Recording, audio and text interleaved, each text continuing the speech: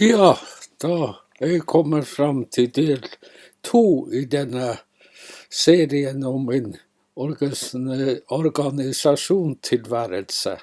Og før jeg kom til Karasjok, så hadde jo jeg blant annet vært med i et par revyer her i Oldefjord, og også senere ble jeg med i å planlegge en revy i Karasjok. Jeg satt vel ikke i styret, men det var gjennom Leikaringen i Oldefjord, eller i KOS, som jeg ble engasjert i og ved å lage revyer. Skrev tekster blant annet, og sketsjer, og noen sangtekster gjorde jeg vel også i den tiden, og var med også å spille revyen i ulike sketsjer og andre ting den gangen.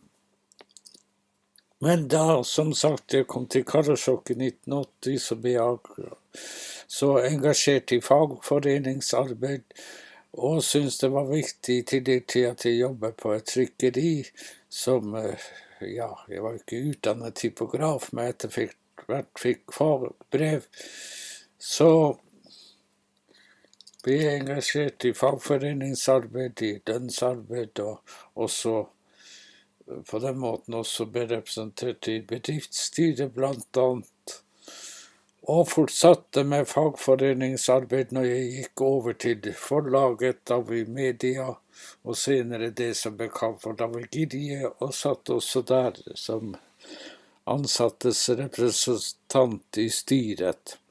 I tillegg så ble jeg spurt da jeg jobbet på produkter,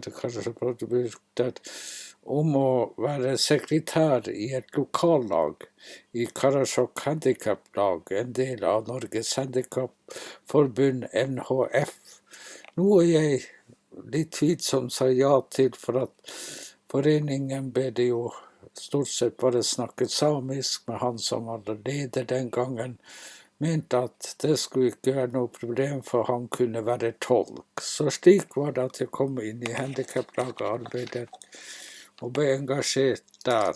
Også min daværende samboer hadde jo en del funksjoner og var medlem av Norges handikapforbund. Så det holdt jeg på med så lenge jeg bodde i Karasjok. Etter hvert så, siden jeg ikke den som, i hvert fall den gangen, holdt kjeft på møter og årsmøter og sånn, så havnet jeg fort også i styret i Norges handikapforbund i Finnmark. Og ble etter kort tid valgt som fylkesleder for NHF i Finnmark, og var i den stillingen fram til jeg flyttet i januar 1994 til Nedre Eiker i Buskerud. Men også deltok på en del landsmøter i den perioden jeg var engasjert i Finnmark, og også illustrerte blant annet til landsmøtet for NHF et år, i hvert fall husker jeg, og en del andre ting. Når jeg kom til Nedre Eiker, så var hun jeg ble sammen med, og senere også kort etterpå gifte meg med, var fylkessekretær i NHF i Buskerud, og på den måten ble jeg engasjert i lokallaget i Drammen. Det var ikke noe lokallag i Nedre Eiker den gang, men et lokallag i Drammen, og fikk flere tillitsverv der, og også ble engasjert som tillitsvalgt redaktør for fylkesbladet NHF Buskerud. Og der både illustrerte jeg og utøvde som frivillig journalist for bladet, og skrev mange artikler og reportasjer i den forbindelse. Så det ble en lang periode med engasjement i NHF Buskerud på ulike måter. Skrev også en håndbok i sekretær, som ble brukt i kurssammenheng blant annet. Det var vel en bokhefte på 70-80 sider, tror jeg det var, ganske omfattende verk jeg hadde laget på bakgrunn av flere andre bøker jeg hadde lest om det å være sekretær i frivillige organisasjoner. Men jeg også havnet i AOF-arbeidet opplysningsforbund i Drammen og satt der i flere år i styret og reiste rundt på kurs og møter og konferanser og det ene og det andre. Og i Vinnesbråten borettslag ble jeg da engasjert ved å bli styremedlem i borettslaget og senere også ble valgt til leder for borettslaget, hvor vi blant annet ved hjelp fra Obos, det første prosjektet som Obos hadde når det hjalp byggeprosjekt, hvor vi rehabiliterte de 60 boligene som borettslaget bestod av, fordelt på 5 blokker på Vinnesbråten borettslag. Jeg også fikk jo utdannet meg som webdesigner i Oslo, og fikk startet opp en webside for Vinnesbråten borettslag som jeg driftet så lenge jeg bodde i Nederike fram til mai-juni 2001, da jeg flyttet til Sandefjord. Så på den måten var jeg veldig engasjert, og jeg hadde jo også å tegne en del for Drammens Tidende, og blant annet også til laget et prosjekt som illustrerte og tegnet til noe hvordan Drammen skulle bli mer fokusert i turistnæringen og sånt, og kom en rekke forslag.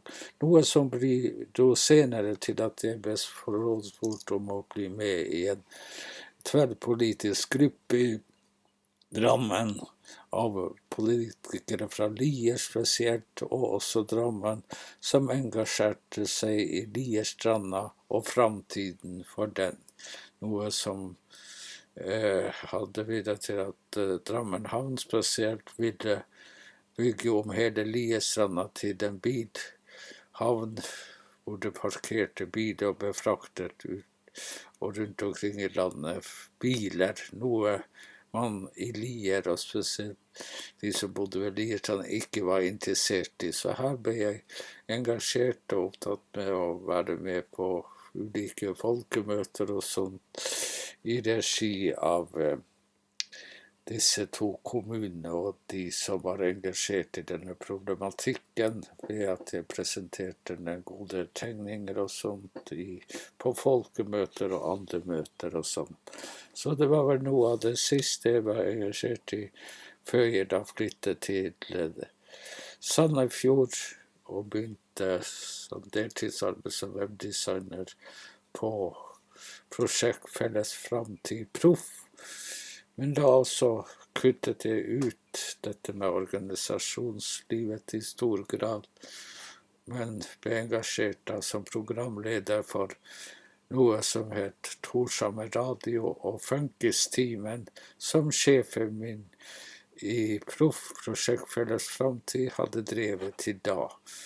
Men jeg overtok den rollen som programleder for programmet, og hadde sending hver uke i en times tid på Torshammer Radio.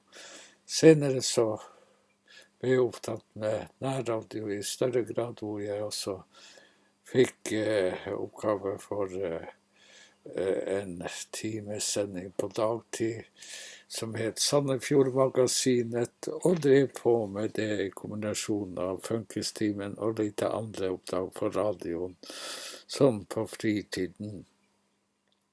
Det var jo ikke betalt jobb, men det var veldig morsomt. Det fortsatte jeg også med. Noe senere jeg kom til Stavanger høsten 19, vinteren 2002.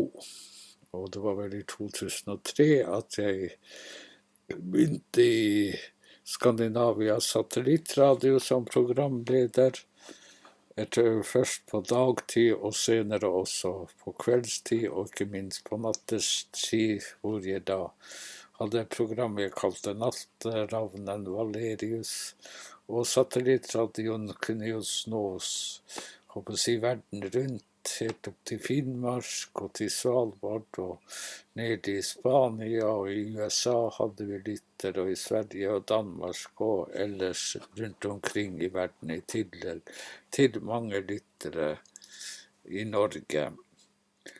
Og det var vel spesielt mange lytt jeg hadde i Nordland, men også en del her i Finnmark, blant annet også her i Oldefjord.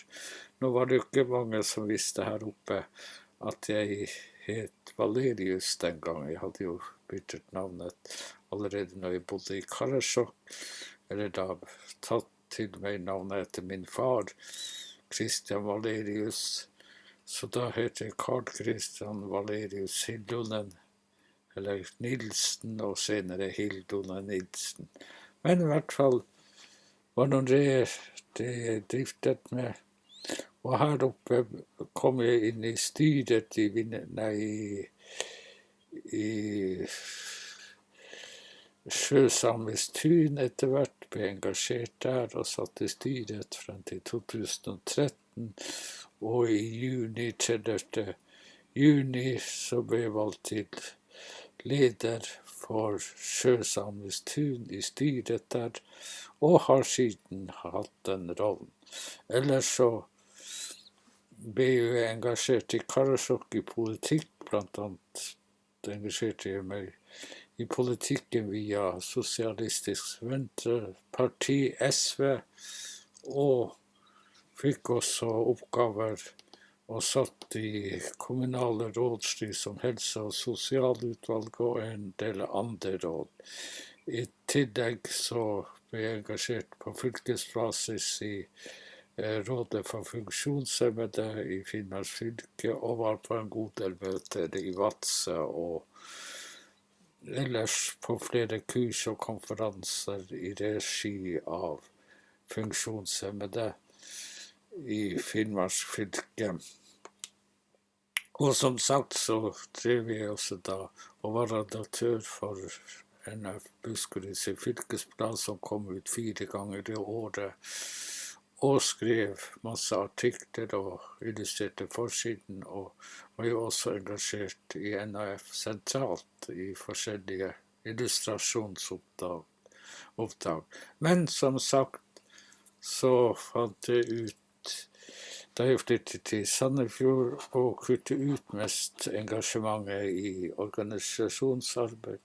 Det vil si, de senere år har jeg vært litt engasjert i lokalpolitikken, ikke minst via et tverrpolitisk parti, og også i Sametinget, i parti som heter Arja, men jeg har ikke hatt noe tillitsverv der direkte, men har likevel vært med på en del møter og sånt, og redigerte også hjemmesidene til Arja i noen år.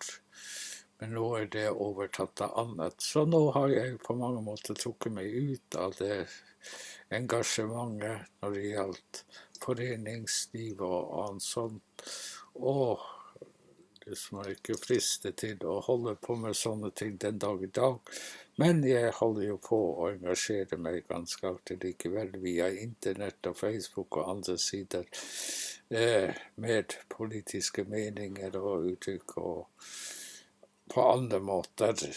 Så helt har jeg ikke oppgitt det om jeg ikke deltar aktivt selv i noe styre eller råd eller utvalg som jeg gjorde mye av før, og som gikk ofte utover familielivet med at jeg reiste på kurs og konferanser, og å si nesten minst 1 gang i måneden, eller flere ganger i måneden, noen ganger. Nå var det jo når jeg var engasjert i NF i Buskerud, så var ikke jeg helt alene. Min kone var også den gangen med på mye av de arrangementene og sånt. Så vi var begge to veldig aktive i det arbeidet. Vel, det var litt om mitt engasjement rent organisatorisk og gjennom organisasjoner.